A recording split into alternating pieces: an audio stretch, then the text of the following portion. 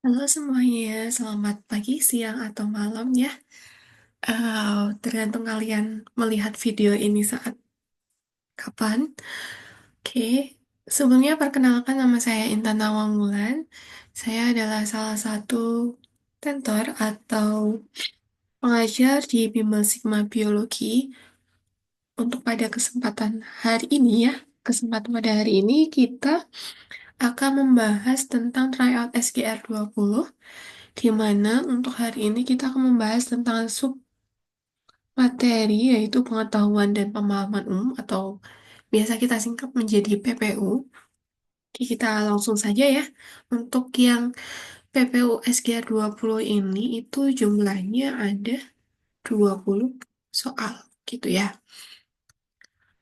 Oke, bisa dilihat untuk teks yang pertama. Untuk teks pertama ini nanti akan digunakan untuk soal nomor 1 dan soal nomor 2. Oke, kita langsung lihat untuk soal nomor 1 di sini. Di sini itu ditanyakan lawan kata dari menyusut itu ya yang tepat dalam kalimat tiga. Jadi di sini dalam kalimat tiga ini, dalam beberapa tahun terakhir persediaan air di berbagai belahan dunia menyusut. Nah, di bagian sini. Nah, kita cari lawan katanya. Mungkin teman-teman masih ingat ya kalau lawan kata berarti itu ia sama aja dengan antonim. Gitu ya. Sama aja dengan antonim. Jadi nanti jangan bingung ya. Nah, untuk antonim sendiri itu kalau teman-teman ingat-ingat, ini kan pernah diajarkan ketika kita SD ya. Jadi untuk antonim itu adalah perlawanan atau perbedaan makna kata.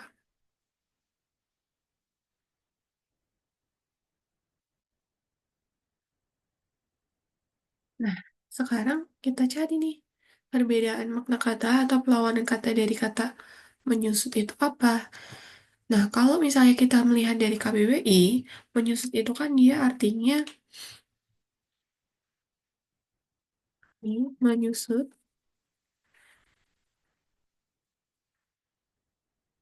Menyusut itu kan memiliki arti menjadi susut ya, atau dia itu menjadi berkurang.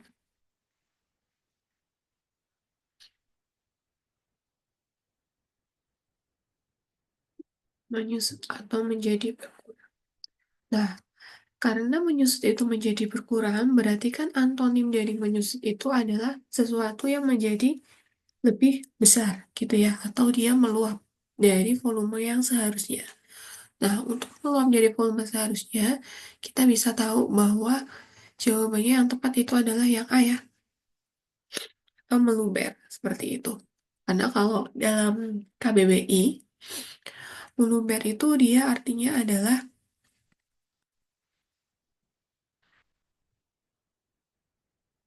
menjadi meluap.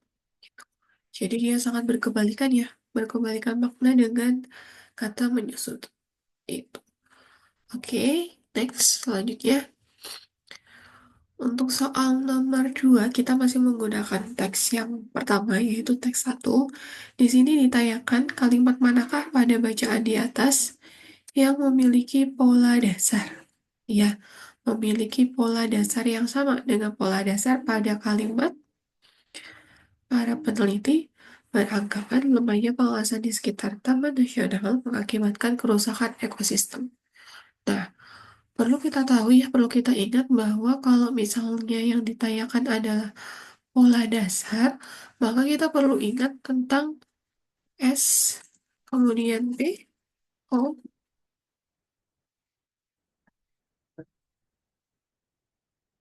A, dan juga nanti ada pel atau pelengkap gitu ya. Nah, di sini coba dilihat, di sini ada kata para peneliti. Kalau para peneliti berarti kita anggap aja dia sebagai subjek seperti itu ya. Oke.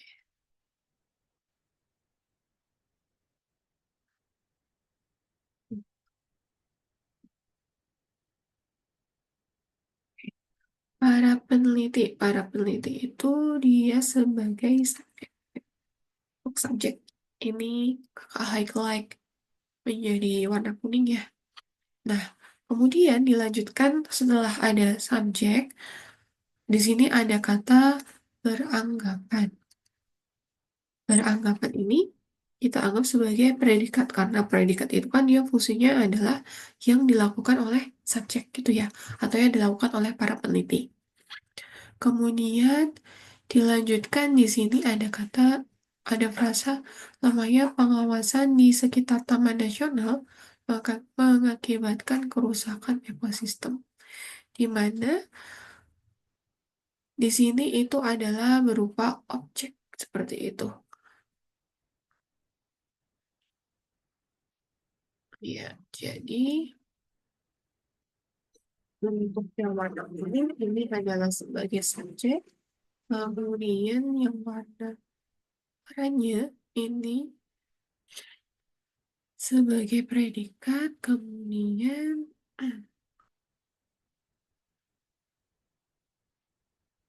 satunya adalah sebagai objek. Ini subjek, kemudian subjek. Dia yang ini sebagai predikat, dan yang ini sebagai objek. Sudah paham ya kenapa dia sebagai objek?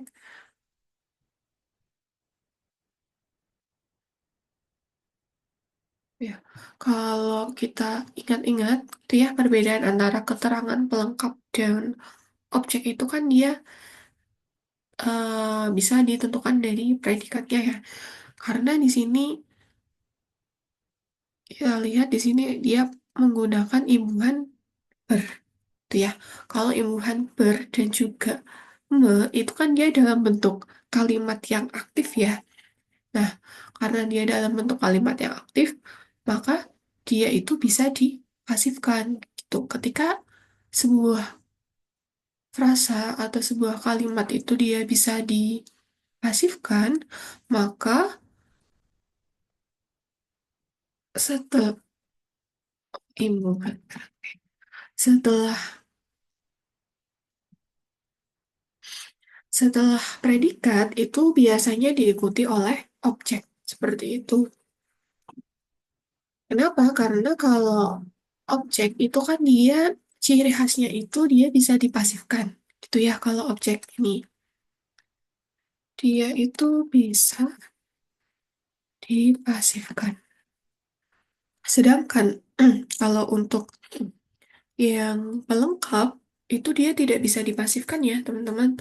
Jadi eh karena di sini dia ada imbuhan ber yang dia menandakan bahwa kalimat aktif, berarti kan dia bisa dipasifkan seperti itu. Jadi kemungkinan untuk pola kalimat pada kalimat dua ini adalah dia memiliki pola sebagai S, kemudian P, kemudian diikuti oleh U. Gitu ya. Jadi untuk pola kalimatnya adalah S.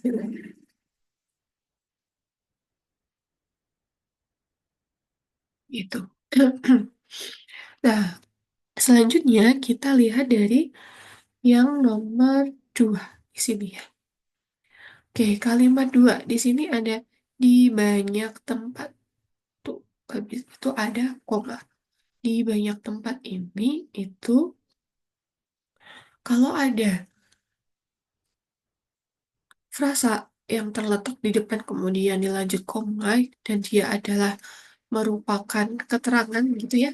Karena di sini ada di ini biasanya dia menunjukkan bahwa dia dalam bentuk keterangan gitu ya.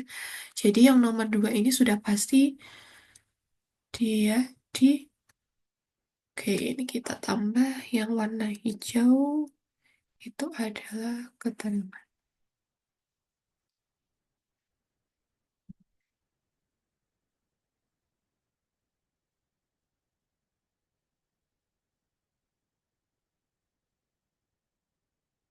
Hmm. Jadi untuk yang nomor dua ini jelas kurang tepat ya, karena dia diawali oleh kalimat atau oleh frasa keterangan. Gitu. Lalu lihat ketiga. Nah, ketiga ini juga sama ya. Kalau yang tiga ini, dia itu diawali dalam beberapa tahun terakhir gitu ya. Ini juga sama, dia depannya itu adalah dalam gitu ya. Ada dalam, yang sudah pasti dia masuk ke dalam keterangan. Jadi yang tiga itu juga kurang tepat ya. Karena di situ dia diawali dengan kata keterangan. Oke, selanjutnya kita lihat nomor 4. Di sini nomor 4 itu ada sebelumnya. Sebelumnya itu kita anggap sebagai konjungsi ya. Dia konjungsi antar kalimat. Jadi kita langsung saja ke setelahnya. Di sini ada subjek yaitu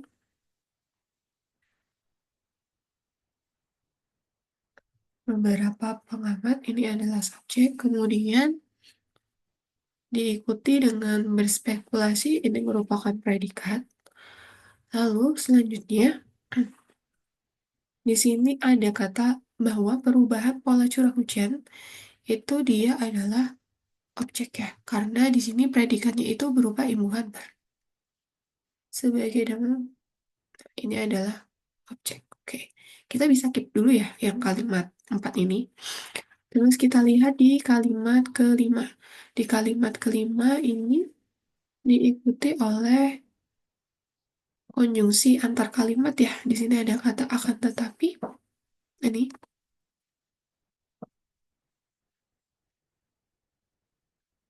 tetapi. Nah, selanjutnya ini diikuti baru-baru ini. Kalau baru-baru ini itu dia tidak bisa menjadi subjek ya teman-teman. Mungkin di sini seharusnya ada komanya gitu ya. Biasanya kan untuk memisahkan antara subjek dengan frasa sebelumnya itu atau keterangan itu kan diberi koma gitu ya. Tapi di sini tidak ada komanya. Mungkin ya, mungkin di sini harusnya dikasih koma atau diberi koma karena setahu kakak itu kalau baru-baru ini itu dia tidak bisa menjadi subjek seperti itu. Jadi untuk baru-baru ini kita anggap gitu ya sebagai kata keterangan atau frasa keterangan. Nah, seperti ini. Jadi yang nomor 5, kalimat 5 ini jelas juga kurang tepat ya, karena di situ diawali dengan keterangan. Kemudian kita lihat di kalimat keenam. Di kalimat keenam ini, dia di awal tidak ada konjungsinya. Jadi dia itu langsung ke subjek gitu ya. Karena di sini ada mereka. Mereka ini adalah subjek. Kemudian menyimpulkan di sini posisinya adalah sebagai predikat. Kemudian diingat di sini ada imbuhan ma ya. Imbuhan ma itu juga dia dalam bentuk aktif sehingga frasa selanjutnya itu kita anggap sebagai objek gitu. Karena di sini ada imbuhan ma, di mana imbuhan ma dalam bentuk aktif itu bisa dipasifkan. Oke, nah berarti kita punya pola SPO itu ada dua ya di kalimat 4 dan kalimat 6. Nah, kita cari yang dia sangat mendekati dengan kalimat yang ditanyakan. Nah, kalimat yang ditanyakan di sini kan dia tidak ada konjungsi, ya, di bagian sini. Dia kan tidak ada konjungsi maupun tidak ada keterangan. Jadi, di antara yang kalimat 4 dan kalimat 6, kalau kita cari yang paling mendekati, itu adalah yang kalimat ke-6 ya. Ini. Kalimat keenam karena di kalimat keenam ini dia tidak ada konjungsi seperti kalimat yang ditanyakan. Seperti itu. Oke, selanjutnya kita masuk ke teks kedua. Teks kedua ini nantinya akan meliputi dari nomor 3 dan juga nomor 4. Seperti itu. Kita lihat langsung ke nomor 3, di manakah sebaiknya posisi kalimat. Setiap hipotesis ini memiliki ciri yang berbeda antara satu dengan yang lain pada bacaan di atas. Oke, jadi di sini kita melihat ini ya, posisi dari kalimat. Seperti itu. Oke, ini warna merah. Posisi kalimat. Coba. Berarti kita harus cari tahu kata-kata kunci ya untuk mengetahui posisi kalimat dia letaknya sebaiknya itu di posisi yang mana. Nah, di sini itu ada kata kunci hipotesis. Itu ya. Ternyata memiliki ciri yang berbeda antara satu dengan yang lain gitu ya. Jadi dia merujuk ke perbandingan seperti itu. Nah, kita lihat di kalimat satu dan dua. Di kalimat satu ini, di sini kan ada pengertian tentang pemerolehan bahasa gitu ya, karena di sini ada kata merupakan yang dia merujuk ke definisi. Nah, selanjutnya di kalimat kedua terdapat berbagai hipotesis besar. Oke, ternyata ada beberapa hipotesis besar. Kalau semisal kita letakkan di antara satu dan dua, itu kurang tepat ya, karena di kalimat satu ini dia tidak ada istilah hipotesis, sehingga kalimat satu ini tidak bisa menjadi pendahulu untuk yang di kalimat yang di sini, kalimat yang akan ditambahkan. Kenapa? Kalau misalnya di antara satu dan dua, itu maka kalimat yang ditambahkan di sini itu harus ada pendahuluan atau eh, kalimat yang didahulukan mengenai tentang hipotesis. Tetapi di kalimat yang ditanyakan ini kan dia langsung ke perbandingan ya, bukan hipotesis secara umum seperti itu. Apalagi di sini kalimat dua ini terdapat berbagai hipotesis. Berarti kan dia sebagai pendahuluan sebelum masuk ke konteks penjelasan tentang hipotesis seperti itu. Lalu selanjutnya di antara kalimat kedua dan tiga. Nah, di kalimat kedua dan tiga ini tadi sudah dijelaskan bahwa di kalimat kedua ini ada pendahuluan untuk hipotesis gitu ya, di mana ternyata ada jenis hipotesis tabula rasa, hipotesis bawaan, dan hipotesis kesemestaan kognitif. Kemudian yang di tiga ini, hipotesis tabula rasa. Oke, ini berarti sudah menjelaskan tentang jenis-jenis hipotesis ya untuk kalimat ketiga ini. Dia menjelaskan tentang ini pengertian dari sudah mendetail gitu ya, detail dari setiap hipotesis. Oke.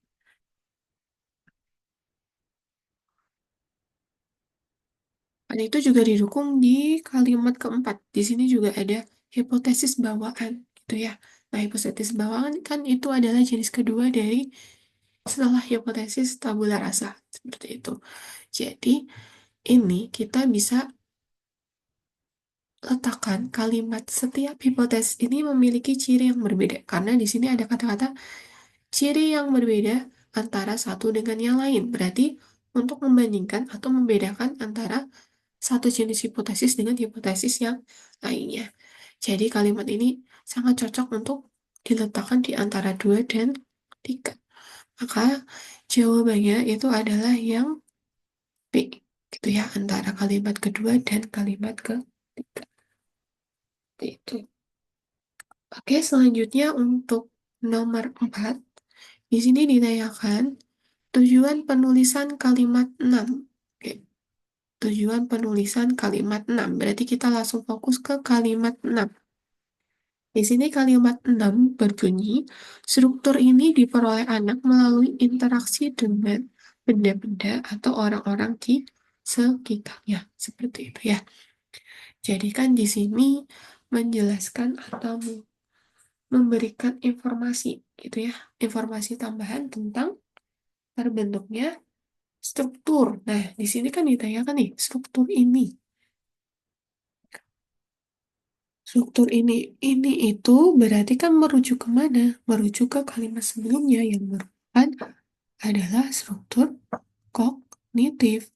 Berarti ini kan menjelaskan bahwa struktur kognitif itu diperoleh dari interaksi dengan benda-benda atau orang-orang di sekitarnya. Seperti itu. Coba kita lihat di opsi A. Opsi A di sini menyebutkan memberikan suatu contoh struktur kognitif. Jelas bukan ya? Karena di sini kan dia menggunakan kata diperoleh gitu ya. Jadi dia tidak memberikan suatu contoh. Kemudian yang B, menyatakan suatu proses seputar struktur kognitif. Oke, di sini ada proses seputar struktur kognitif. Berarti tentang proses yang terjadi untuk struktur kognitif, gitu ya. Atau proses yang terjadi untuk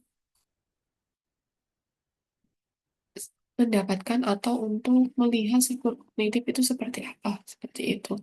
Tetapi di sini ini bukan merupakan proses ya, gitu. Proses secara detail seperti tahapannya seperti apa. Jadi yang B itu kurang tepat. Kalau yang C itu adalah menyimpulkan akibat terbentuknya struktur kognitif. Menyimpulkan juga kurang tepat ya. Ya, kalau diperlukan sebenarnya itu bukan menyimpulkan. Kalau menyimpulkan kayak misalnya maka dari itu seperti itu. Struktur kognitif bla bla bla itu kan dia baru menyimpulkan ya, tetapi di sini dia bentuknya itu bukan menyimpulkan. Kemudian ini mengungkapkan pendapat. Kalau pendapat di sini tidak ada kata-kata yang dia mengarah ke subjektif gitu ya atau opini. Karena pendapat kan itu termasuknya opini ya. Jadi dia ada tanda-tanda yaitu berupa kata-kata yang bersifat subjektif. Tetapi di sini tidak ada kata-kata bersifat subjektif. Sedangkan yang E memberikan informasi tambahan terbentuknya struktur kognitif. Oke. Ini tepat ya karena di sini ada kata-kata terbentuknya. Terbentuknya itu berarti dia pengaruh dengan diperoleh. Diperoleh kan berarti mendapatkan sesuatu. Terbentuknya juga mendapatkan sesuatu seperti itu.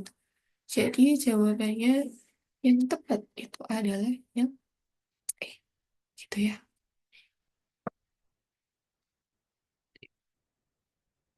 Oke, selanjutnya untuk nomor 5. Nomor 5 ini yang ditanyakan adalah imbuhan pean pada kata pelapukan, gitu ya. Di mana kata pelapukan ini terdapat pada kalimat para peneliti sedang berkolaborasi untuk mengkaji pelapukan satu alam memiliki makna yang sama dengan ilmuwan Pak. Oke, di sini ya. Kalau kita melihat dari konteks kalimatnya, pelapukan di sini itu kan berarti dia itu merujuk ke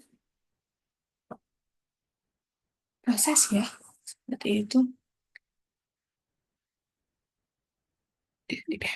Nih, melakukan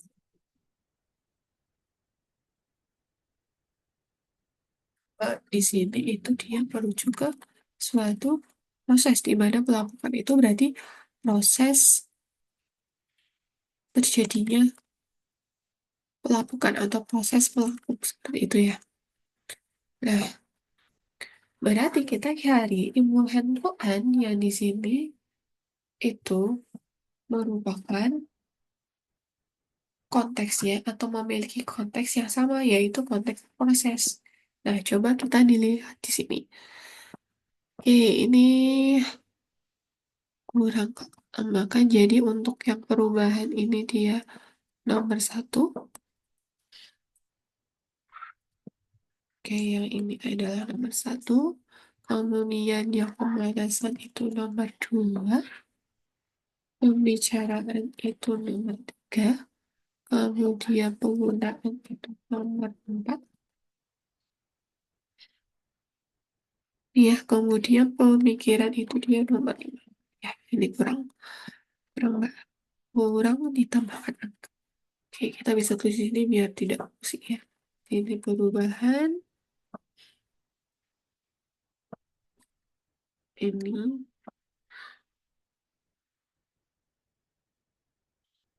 terus yang nomor dua itu pembahasan.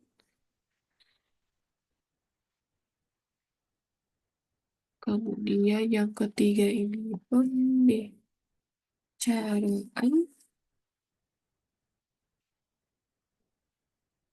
Lalu yang keempat ini penggunaan.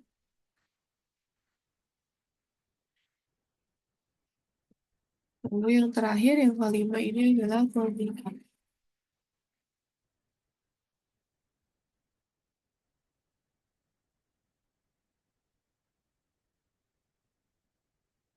Kira-kira dari opsi tersebut, 5 opsi tersebut yang menyatakan suatu proses itu adalah yang mana? Ya, nah, kita bisa tahu ya, kalau yang menyatakan proses ini, berarti kita lihat nih, kalau di sini kan untuk imbuhan pekan,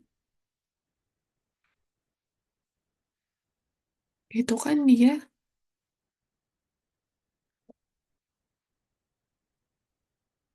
tidak hanya menunjukkan proses ya, jadi ada proses, kemudian ada hasil, kemudian ada tempat, kemudian ada alat.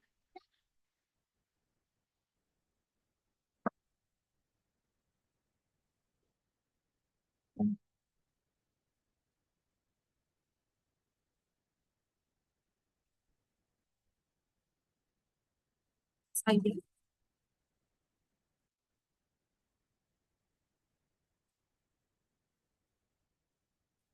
Di sini untuk perubahan imbuhan pokoknya itu dia itu menunjukkan gejala ya, gitu ya. Jadi kalau perubahan itu kan dia ada suatu hal yang berubah dari yang sebelum menjadi sudah. Jadi dia itu merupakan sebuah gejala. Kemudian yang selanjutnya ada pemanasan. Kalau pemanasan ini dia kan menunjukkan sebuah fenomena ya. Ya, karena di sini kan dia istilahnya pemanasan global. Berarti kan dia merujuk suatu gejala. Gejala adanya tentang perubahan atau tentang adanya sebuah fenomena berupa pemanasan global seperti itu. Kemudian selanjutnya ada pembicaraan.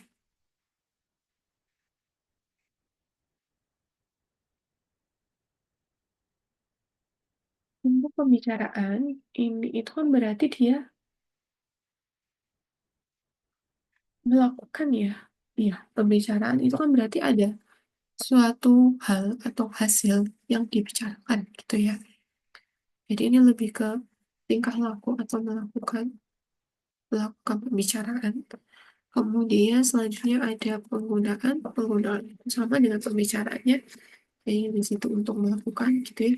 Kayak nanti dia ada hasil gitu ya.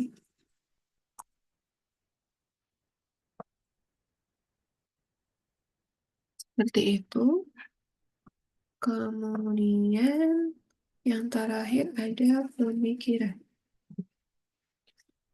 Kalau pemikiran itu dia di sini itu kan berarti yang melakukan pemikiran itu kan peneliti ya, berarti di situ ada proses bagaimana cara berpikir atau proses berpikir. Nah, ini itu konteksnya sama dengan pelapukan ya, karena tadi kalau pelapukan itu kan berarti proses terjadinya melapuk gitu ya, atau suatu hal itu mengalami pelapukan atau proses.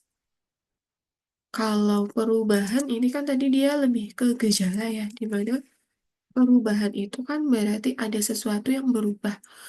Nah, itu berarti dia ke hasil juga. Terus untuk pemanasan global, dia juga fenomena, tapi dia juga mengalami ke hasil seperti itu. Jadi ada hasil yang berbeda, gitu ya. Perubahan juga kan ada sesuatu wujud yang berbeda. Jadi kan dia menghasilkan atau membentuk sesuatu yang berbeda dari awal, seperti itu. Jadi untuk menyatakan proses itu lebih tepat yang yaitu yang kelima.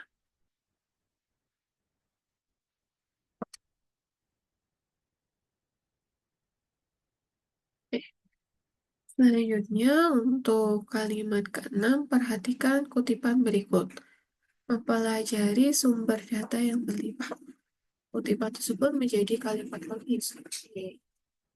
Ya, berarti kalimat mempelajari sumber data yang berlimpah Nah, ini kita itu harus melanjutkan, tapi melanjutkannya itu kita pakai kalimat yang logis.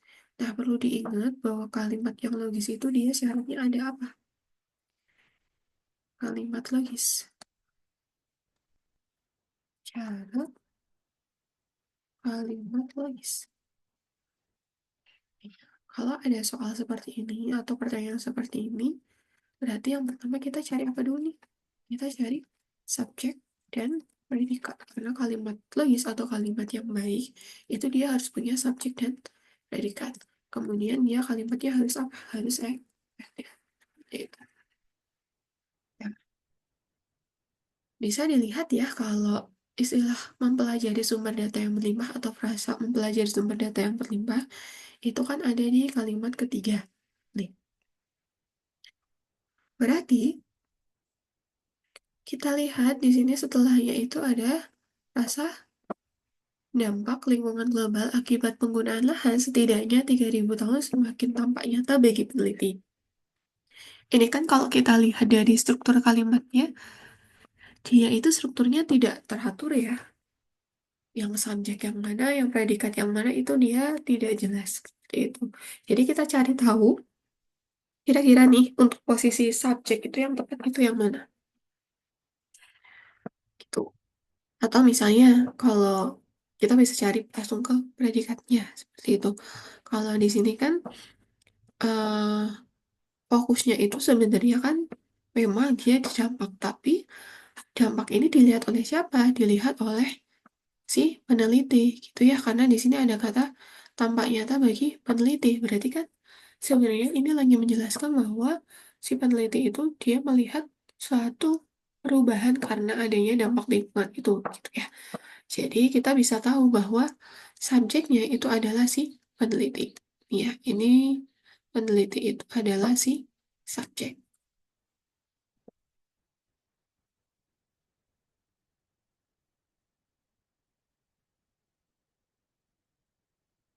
Ya. Nah, karena si peneliti subjek, kita perlu ingat lagi bahwa kalimat yang baik itu ya, kalimat yang baik itu dia diawali dengan subjek. Itu diawali dengan subjek. Maka kita cari opsi yang dia itu depannya adalah peneliti. Seperti itu. Nah, untuk yang depannya peneliti atau yang diawali peneliti itu hanya ada di opsi D. Peneliti dapat melihat dampak lingkungan global akibat penggunaan lahan selama ribuan tahun semakin nyata. Itu kan dia memiliki konteks yang sama dengan kalimat tiga ya, tetapi dia memiliki struktur yang lebih baik atau yang lebih efektif. Karena kita bisa lihat di sini untuk subjeknya berupa peneliti, kemudian predikatnya itu adalah dapat melihat. Jadi kalimat yang di opsi D ini sudah efektif atau sudah logis karena dia punya subjek dan juga punya predikat. Itu. Oke, selanjutnya ke nomor 7. Di nomor 7 ini kita menggunakan teks yang berbeda. Ungkapan yang digunakan penulis pada bacaan di atas untuk mengganti istilah yang dianggap kurang sopan gitu ya. Jadi di sini ada kata istilah yang dianggap kurang sopan. Berarti kita cari yang dia itu kata-katanya itu fungsinya adalah untuk mengganti kalimat yang di masyarakat itu dianggap sebagai sebutan atau kata yang tidak sopan seperti itu. Nah, kita lihat. Kita juga bisa cari tahu sih sebenarnya ini juga istilahnya itu kita bisa sebut sebagai eufemisme. Ya, apa sih eufemisme? Eufemisme. Eufemisme itu adalah penggunaan kata atau ungkapan yang lebih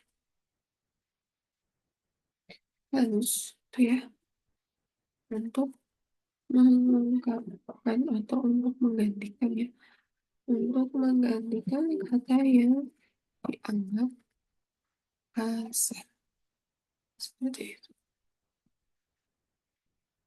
gitu, atau yang dianggap kurang sopan seperti itu ya. Misal nih contohnya, contoh misal kata pembantu gitu ya. Kalau kata pembantu itu kan kalau di zaman sekarang ya, di zaman modern ini kan dia dianggap sebagai kata sebutan yang kurang sopan ya. Nah, kata pembantu ini kayak dia akan diganti itu ya dengan kata yang lebih sopan, yaitu ART gitu ya, atau asisten rumah tangga.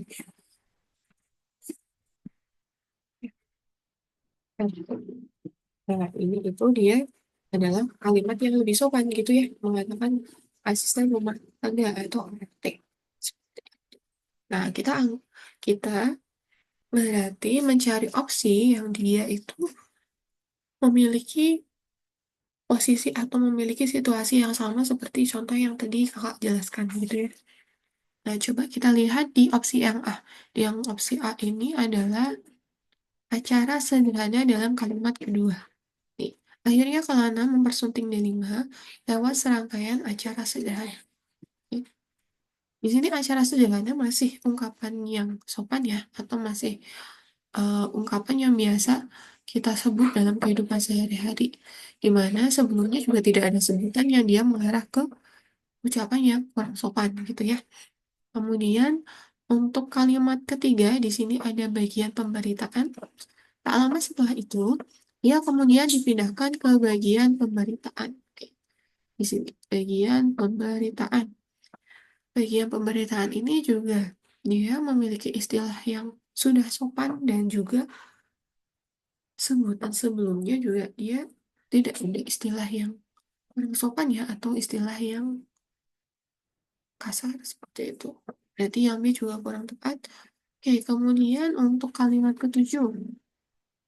Lalu, di ruangan pengap tanpa kamar kecil, ia memutuskan keluar dari ketentaraan. Oke, di sini ada kata-kata kamar kecil, di mana kamar kecil ini sebelumnya ada kata tanpa. Nih ya, ada kata tanpa. Nah, mungkin teman-teman udah mengenal istilah kamar kecil ya. Untuk istilah kamar kecil ini, dia itu kan menyebutkan istilah, coba teman-teman, mungkin ada yang sudah lihat ya, kenal dengan istilah kamar kecil. Istilah kamar kecil itu dia dianggap sebagai pengganti dari kata eh, kamar mandi. Mungkin kamar mandi juga masih sopan ya. Kata toilet gitu ya. Atau kalau lebih kasarnya itu mungkin kata cermin atau kakus seperti itu. Ya, tergantung istilah di tempat teman-teman seperti apa ya. Tetapi untuk nama kecil itu juga digunakan untuk pengganti yang lebih sopan dari kata toilet, cermin, atau kakus. Nah, berarti ketahuan nih, ini jawabannya itu yang tepat adalah yang C. Di mana di situ ada istilah kamar kecil gitu ya. Di mana kamar kecil itu dia merujuk ke toilet. Karena juga di kalimatnya kan di sini di ruangan pengap tanpa kamar kecil gitu ya. Tidak mungkin dia dalam makna denotatif ya, kamarnya ukurannya kecil gitu. Karena secara logika di ruangan pengap gitu ya, walaupun dia berupa ruangan, kalau semisal ada kasur gitu ya, atau tanda-tanda seperti kamar gitu kan, itu juga sudah, kalau dalam kehidupan sehari-hari, eh, kamar dalam artian untuk tidur itu kan juga dianggap sebagai ruangan ya. Nah, tapi ini ternyata konteks kalimatnya itu ruangan pengap tanpa, berarti kan tidak ada kamar kecil. Jadi kamar kecil ini dia maknanya konotatif atau makna yang bukan sebenarnya gitu ya. Oke, selanjutnya kalimat 8. Oke. Untuk kalimat 8, nomor 8. Nomor 8 ini ditanyakan bentuk aktif dari kalimat pasif sebuah mobil merah diberikan kepadanya oleh seorang pengusaha, gitu ya. Memiliki pola yang sama. Oke, ini berarti kita cari SPOK lagi karena dia pola yang sama. Oke, karena ini itu dia yang ditanyakan pola dari kalimat pasif, gitu ya. Berarti kita harus mengubah kalimat yang pasif ini menjadi kalimat yang aktif. Nah, kalau kita merubah untuk menjadi kalimat yang aktif, berarti kan bentuk atau format struktur kalimatnya seperti ini ya. Jadi, seorang pengusaha memberikan, nih, memberikan sebuah mobil merah kepadanya. Gitu ya. Perlu diingat ya. Tadi kan kakak udah jelasin juga kalau misalnya dia imbuhannya itu berupa me, imbuhan me, atau imbuhan ber.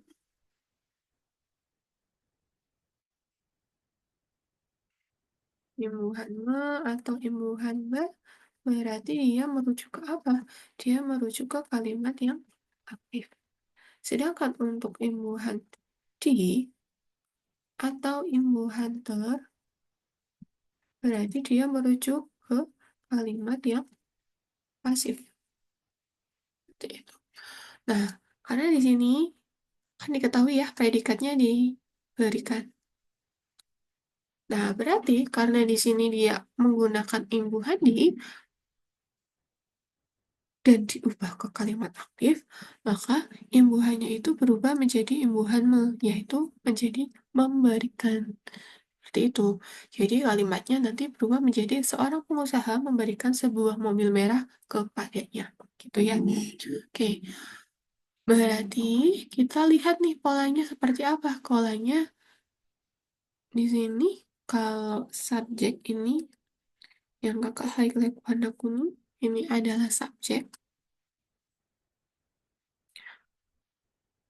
Ini ya, subjek. Kemudian yang oranye, itu ya kita pakai format yang tadi. Yang oranye ini adalah predikat. Kemudian yang krem, krem gitu, atau nilai ini itu adalah objek. Gitu ya. Masih ingat ya alasan kenapa dia objek? Karena dia bisa dipasifkan dan dipasifkan. Diaktifkan maupun bisa dipasifkan seperti itu. Yang ini adalah subjek, kemudian ini predikat, kemudian yang ini adalah objek. Seperti itu. Berarti polanya apa nih? Polanya itu adalah S kemudian P kemudian O atau SPU. Nah, langsung saja langsung saja ke kalimatnya, yaitu yang pertama. Di sini ada kalimat tak hendak-hendak tak hendak mengulur-ulur. Maaf, tak hendak mengulur-ulur 3 bulan sejak pertemuan pertama. Ini sejak ya, bukan sejak. Sejak. Nah, oke, di sini ada keterangan. Ada keterangan. Keterangannya kita beri warna hijau. Oke. Keterangan.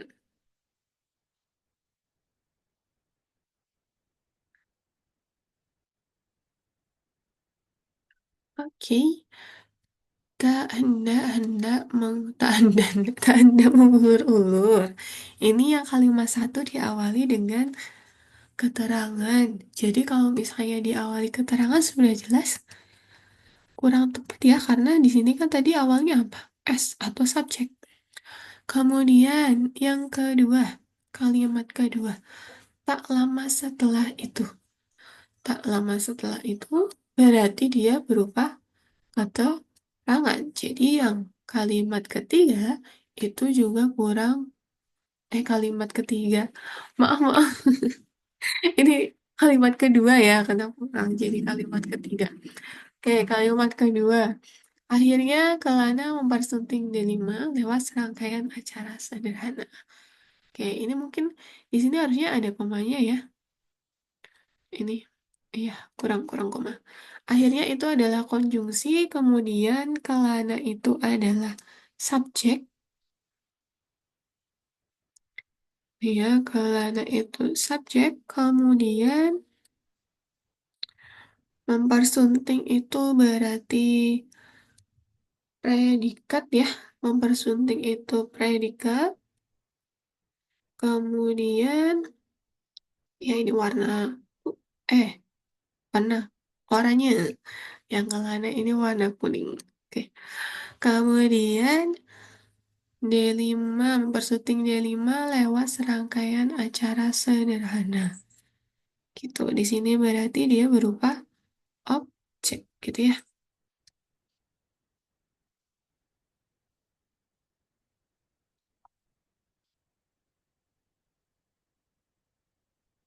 Kita keep dulu nih. Nah, kali saja ada kasus yang seperti tadi ya nih. Nomor 2. Kemudian kalimat keempat. Kalimat keempat di sini ada sayangnya gitu ya. Belum cukup merasakan manis madu. Oke, sebentar.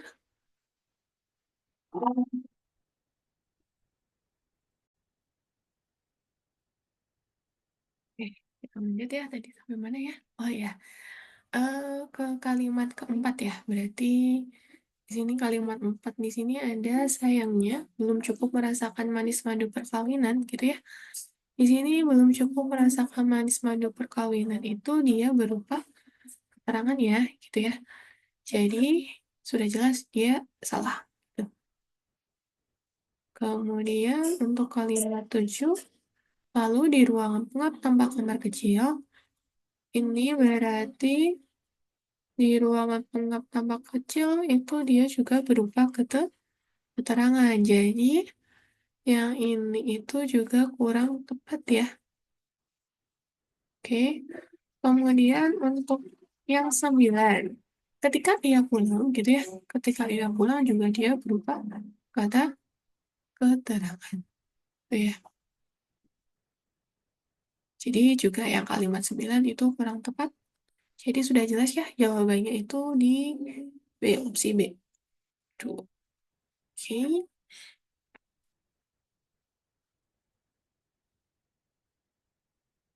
Selanjutnya untuk nomor 9, rasa manakah bacaan di atas yang berkandungan jenis kata yang sama dengan jenis kata cukup pada frasa istirahat yang cukup. Di sini yang di garis bawahi itu adalah kata cukup ya.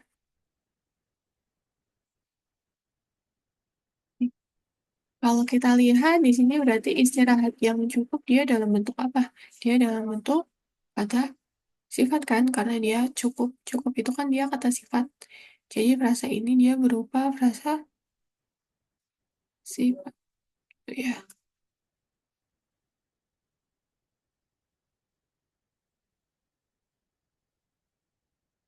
Ya, berarti kita cari frasa yang dia merujuk ke kata sifat itu yang mana? Kalau di sini pribadi yang memiliki pengetahuan. Pribadi yang memiliki pengetahuan, kalau di sini pengetahuan dia dalam bentuk verba ya. Kemudian yang B, rasa hidup yang berkualitas. Di sini ada berkualitas. Berkualitas dia adalah kata sifat, tuh ya, atau adjektif. Ya ini. Tidak jelas ya tulisannya. ini dia kemudiannya ini adjektif, kemudian penyebab masalah kesehatan. Di sini dia berupa noun, peningkatan kesehatan juga noun, kemudian gizi seimbang. Oke, gizi seimbang dia juga adjektif ya.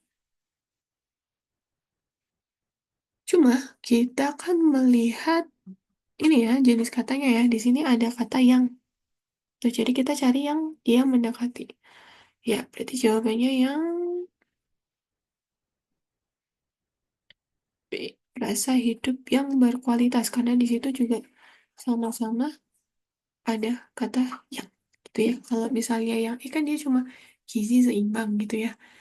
Itu malah sebenarnya lebih ke ya non sama adjektif ya. Kalau ya hidup yang berkualitas itu kan hidupnya non, tapi di situ ada sisipan berupa kata yang gitu ya.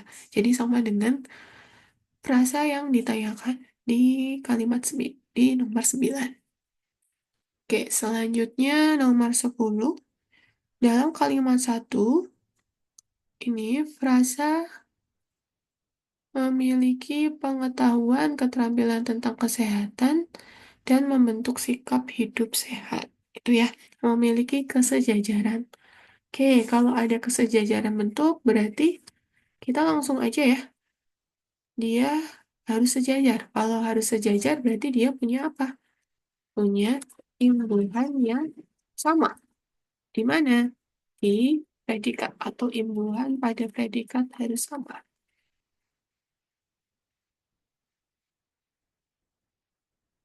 Oke, coba kita lihat di sini. Kalau yang ini itu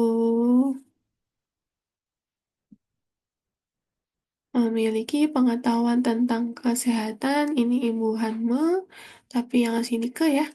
Lalu yang ini hidup sehat, yang ini me, ke, kemudian pembentukan pe berarti ya.